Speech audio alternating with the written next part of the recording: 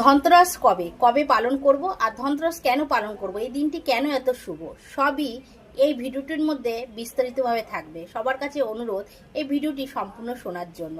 তবে বলি, এই যে তিথি তোমার হলো ধনতেরাস তিথি কবে পালন করতে হয়, এটি পালন করতে হয় কার্তিক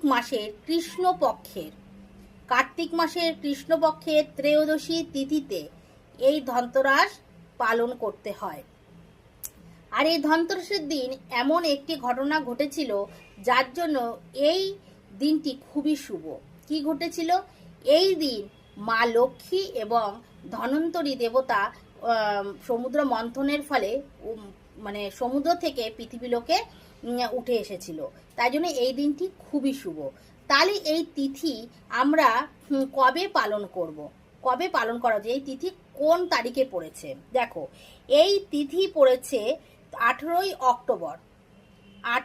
অক্টোবর দুপুর 12:18 থেকে 19 অক্টোবর দুপুর 1:51 পর্যন্ত এই শুভ ক্ষণটি রয়েছে। এর মধ্যে তোমাদের এর পুজো অর্চনা বলো, কেনাকাটি বলো, ধনতেরাসে কেনা সবই করতে হবে। এবার তোমরা বুঝেছো কেন এই ধনতেরাস দিনটি এত শুভ।